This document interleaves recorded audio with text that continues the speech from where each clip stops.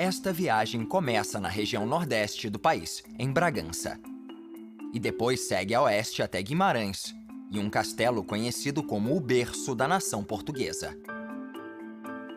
Os destinos seguintes são dois mosteiros impressionantes em Braga, a costa em Viana do Castelo e, ao sul, depois de alguns resorts, o Porto, a região do famoso vinho.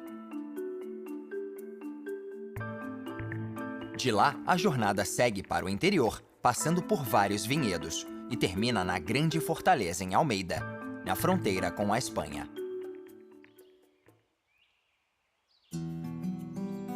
Portugal ocupa aproximadamente um sexto da Península Ibérica e tem uma população de 10 milhões de pessoas. A fronteira com a Espanha permanece igual há mais de 800 anos. Aqui está a paisagem do norte do país, uma das áreas menos exploradas da Europa Ocidental.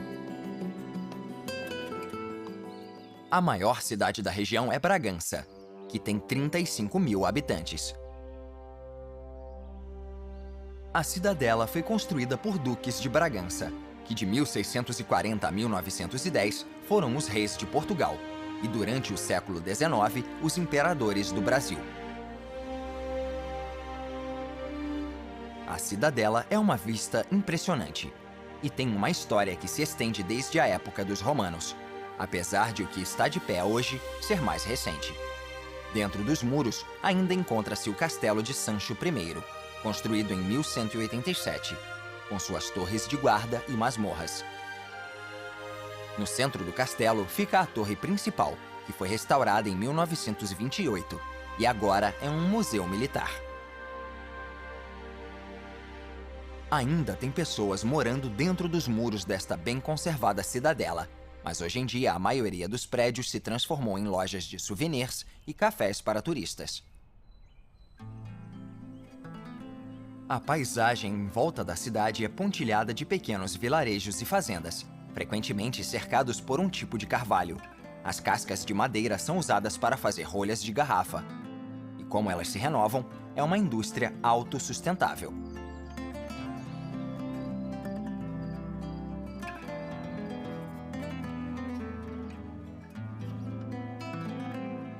A oeste, o interior se torna selvagem e ermo. Ao longo dos anos, a população foi diminuindo, porque as pessoas migraram para o sul atrás de uma vida melhor. Quem ficou nas regiões rurais tem uma vida difícil neste lugar implacável.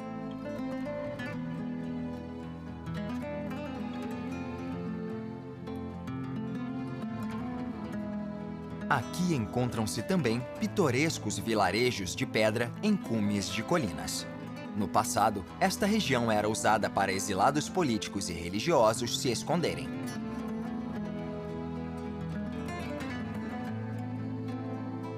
Para os turistas atuais, é uma bela imagem de um Portugal rural, onde as comemorações locais mais coloridas do país ainda são realizadas.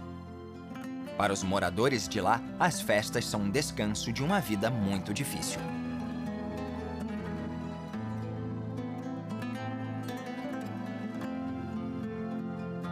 A oeste fica o Parque Nacional de Peneda Gerês. Ele foi criado em 1971 devido ao interesse científico e internacional na fauna e na flora da região, e é o único parque nacional do país. Esta paisagem de montanhas repletas de pedras cobre uma região de 80 mil hectares e tem uma grande diversidade de climas, ambientes e vegetação. O parque é também uma zona de transição entre as regiões mediterrânea e eurosiberiana, e por isso tem plantas raras ou inexistentes em outras partes de Portugal. Algumas das metas principais são educação e turismo controlado. Várias trilhas para caminhada cruzam o parque, e elas oferecem diversos temas, como geologia e ecologia. Antigamente, esta região era o lar de ursos pardos e cabras selvagens. Hoje, o parque é um dos últimos refúgios de dois grandes predadores, lobos e águias reais. Um importante aspecto da paisagem é a presença constante de água na forma de chuvas pesadas. Cachoeiras são comuns e caem em vários rios que atravessam o parque. Eles, por sua vez, desembocam em reservatórios que se estendem por 50 quilômetros na fronteira sul do parque.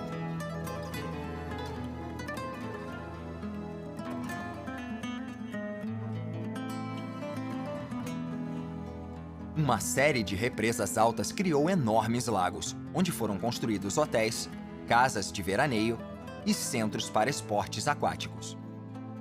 O reservatório mais a oeste é o Lago Caniçada, que fica dentro do Parque Nacional da Peneda Gerês. Uma represa no rio Cávado inundou 3 vales, o que, além de criar um resort, fornece água doce e energia hidrelétrica para a região. –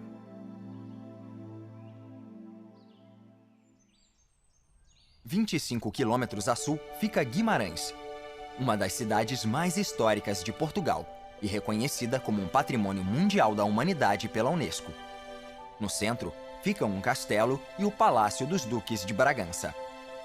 O palácio é uma versão restaurada da original, construída no século XV. Durante o século XIX, ele caiu em desuso depois que os duques de Bragança deixaram Guimarães. Muito do palácio foi usado como material de construção para casas locais.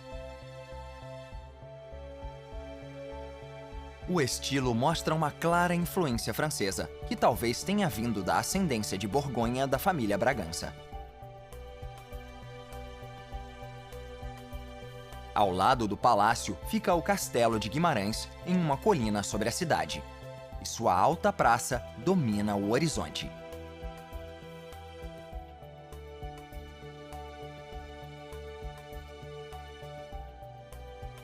A construção começou no século X para defender um mosteiro próximo de um ataque dos mouros e dos normandos.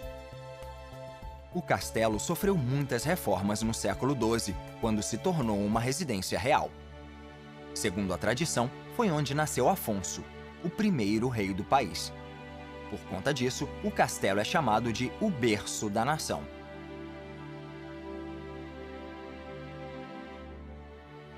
Como o palácio vizinho, ele caiu em desuso durante o século XIX e quase foi demolido. Felizmente, ele foi preservado e restaurado, sendo declarado um monumento nacional em 1910. O castelo e o palácio são partes importantes da história de Portugal.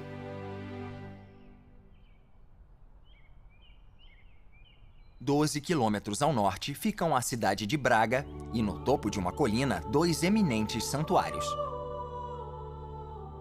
O primeiro é o Santuário do Sameiro, um dos centros de devoção mais populares e importantes de Portugal. Em estilo neoclássico, a construção começou em 1863 em homenagem à crença da Imaculada Conceição e só foi concluída na década de 1980, 120 anos depois.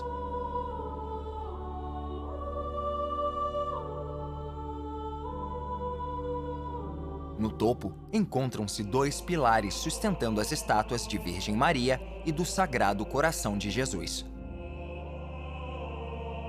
Perto do Sameiro, na mesma colina, está outro santuário, o do Bom Jesus do Monte.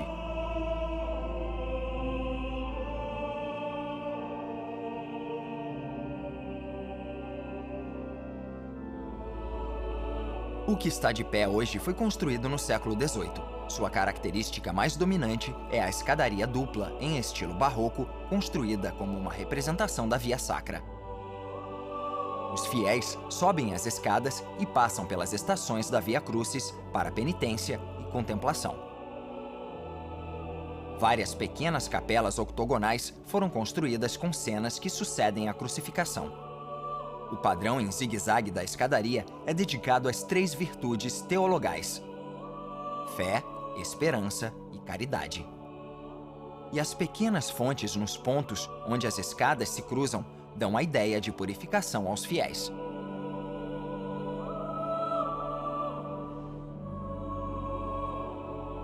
A construção do atual santuário começou em 1781 e substituiu várias igrejas mais antigas.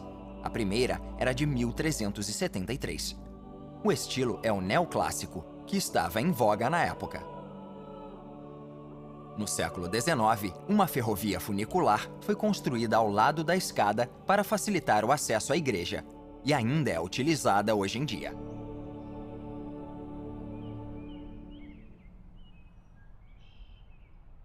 "15 quilômetros a oeste ficam a costa e o porto de Viana do Castelo. O rei Afonso III fundou a cidade em 1253. Portugal sempre teve uma grande afinidade com o mar, e alguns dos maiores exploradores do século XV eram de lá, como Vasco da Gama, que chegou às Índias em 1498. Deste porto, exploradores menos conhecidos embarcaram para encontrar novos mundos. Um deles foi fazer um mapa até o Congo, na África, e outro detalhou a rica pesca que se obtém no mar perto de Newfoundland, no Canadá. Seguindo para o sul pela costa oeste, encontram-se inúmeros resorts em frente a praias de areia e mares de água transparente.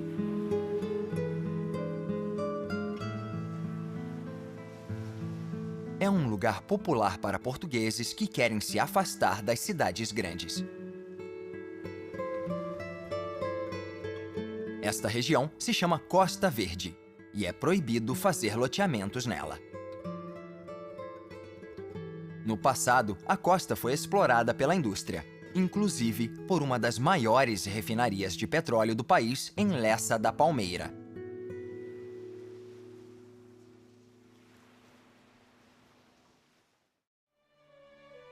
Envolto em névoa, o Rio Douro desemboca em um estuário de quase 2 quilômetros de extensão. É um dos maiores rios da Península Ibérica, com um comprimento de 885 quilômetros.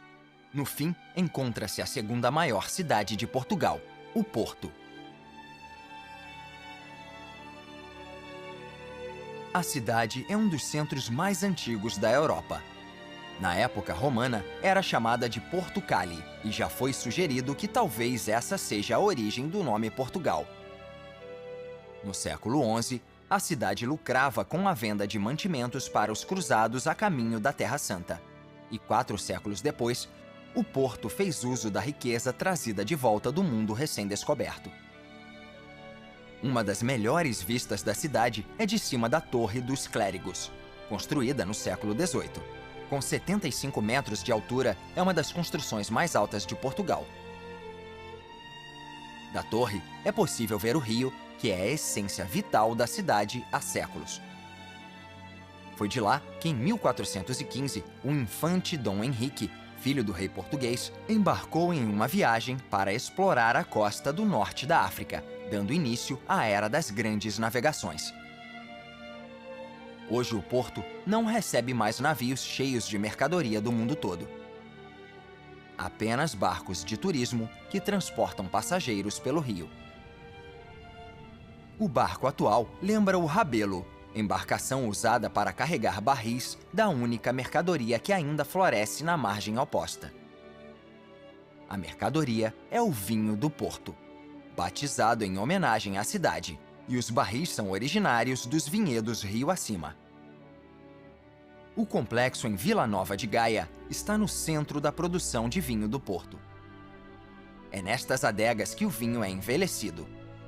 E mais de 50 empresas se encontram nestas ruas estreitas. Hoje em dia, adegas mais modernas envelhecem esta bebida popular, cujas raízes remontam ao século XVII. Dizem que um mercador de vinhos britânico enviou os filhos a Portugal para que encontrassem uma fonte de vinho. Eles encontraram um mosteiro cujo abade acrescentava conhaque a um vinho tinto local durante a fermentação, ao invés de depois. O produto era similar ao vinho do Porto. A cidade do Porto também é conhecida pelo número de pontes. A primeira foi construída em 1803, mas acabou sendo destruída em uma guerra com a Espanha e a França 3 anos depois. Foi só em 1877 que a ponte de Dona Maria Pia foi construída por Gustave Eiffel, que também deu seu nome à torre que projetou em Paris. Em 1991, a ponte foi substituída pela de São João. Em 1886, a ponte de Dom Luís foi construída por um parceiro de Eiffel. Nela, trens andam na parte de cima e carros na de baixo. Na época, era a ponte mais longa de seu tipo no mundo.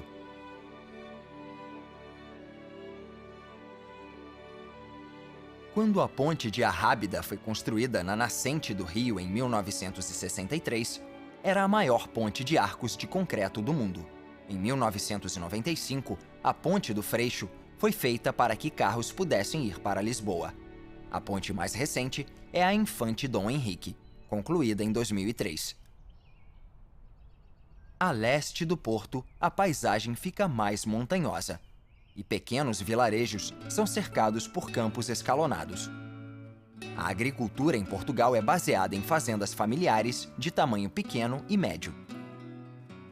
E como o programa já mostrou, muitas delas plantam árvores de carvalho para usar a casca na produção de rolhas para os vinhedos. Um desses vinhedos faz um vinho famoso desde os anos 1940, o Mateus Rosé.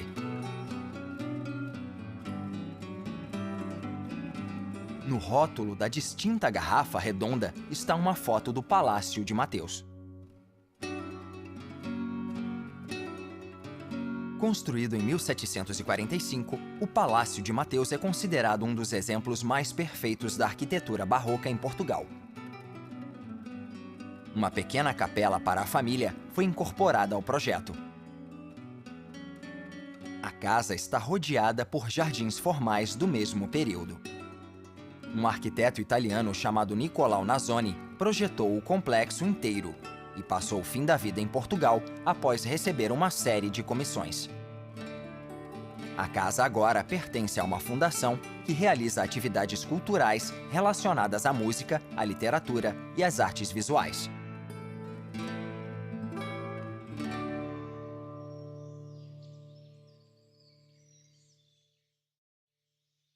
O Rio Douro, que nasce na Espanha antes de desembocar no Mar do Porto, é um dos rios europeus mais bonitos e virgens.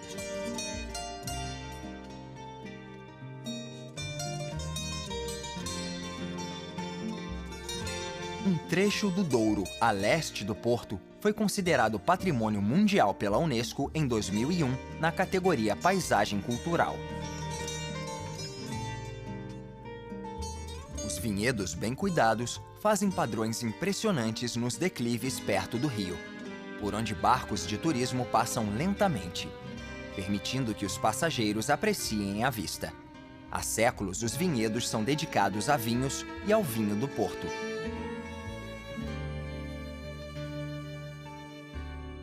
O vinho do Porto é um vinho fortificado produzido exclusivamente na região do Vale do Douro.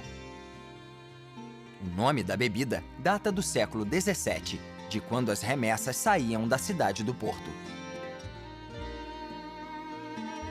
O vinho é fortificado com um destilado natural de uva chamado de aguardente, a fim de parar a fermentação e permitir que os açúcares residuais aumentem a concentração de álcool. Esse vinho é normalmente mais rico, doce e pesado do que os outros, e tem um teor alcoólico entre 19% e 20%. O vinho do Porto ficou muito popular entre os ingleses no século XVIII devido às guerras contra a França, que suspenderam o comércio de vinhos. Por conta disso, comerciantes da Inglaterra abriram negócios no Porto que funcionam até hoje, como Colburns, Croft, Sandeman e Taylors. O preço varia muito. Encontram-se variedades baratas de $10 e garrafas que custam dezenas de vezes mais.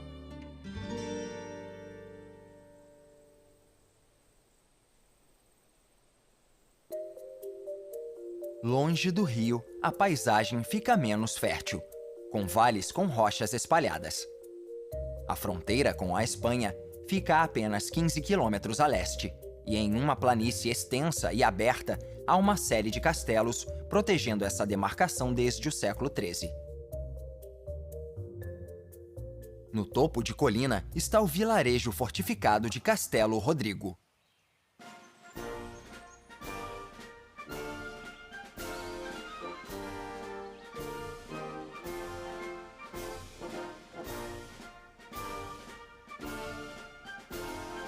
O castelo foi construído há 800 anos e, durante os séculos seguintes, não teve uma história pacífica.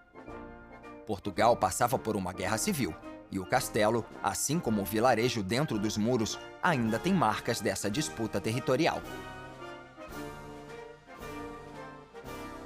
O vilarejo ainda tem a maioria dos muros, e hoje em dia, em épocas mais pacíficas, uma das torres de guarda foi transformada em um interessante telhado verde.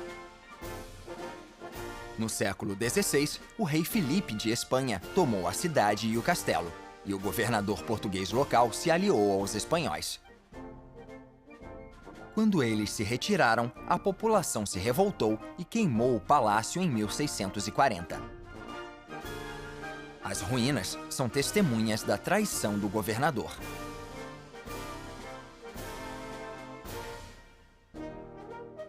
A 11 quilômetros a sul fica o Castelo de Pinhel, que já foi um ponto importante na rede de fortalezas ao longo da fronteira. Um lugar perigoso durante os séculos XIII e XIV. Ataques espanhóis eram frequentes e lealdades eram sempre divididas. Era comum que castelos sofressem ofensivas, fossem sitiados e depois reconstruídos.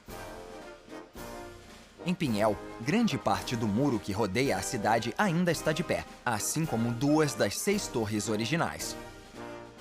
Quase 500 anos depois, no início do século XIX, o castelo foi tomado pelos franceses durante as Guerras Napoleônicas. Eles ocuparam a Espanha e queriam ocupar Portugal também, mas foram impedidos pelas forças portuguesas e britânicas sob o comando do futuro Duque de Wellington.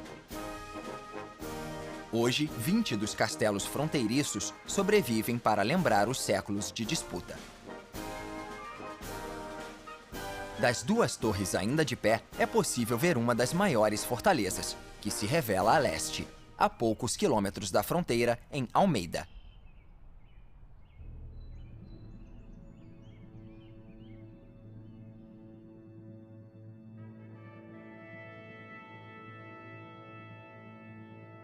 No século XVIII, 2 fortalezas protegiam a fronteira portuguesa: Elvas, no sul, e Almeida, no norte. As fortificações datam do século XVII e foram construídas no estilo em voga pelos espanhóis depois de terem destruído o castelo anterior. Em volta das ruínas estão 6 baluartes com uma vala seca esculpida direto na rocha. Havia espaço para 100 armas, algumas das quais estavam em plataformas protegidas do fogo inimigo. Em agosto de 1810, as forças portuguesas e britânicas foram obrigadas a se retirar da Espanha, ao encontrarem um exército francês muito mais poderoso. Wellington deixou o coronel Cox protegendo Almeida o máximo possível para que suas tropas pudessem se retirar com segurança. Os franceses sitiaram a fortaleza com uma enorme demonstração de força, mas ela sobreviveu. Mas na noite de 26 de agosto, os franceses deram um tiro que acabou caindo no jardim do castelo. O tiro incendiou uma trilha de pólvora e detonou 68 toneladas de pólvora e mais de 1 milhão de cartuchos de munição.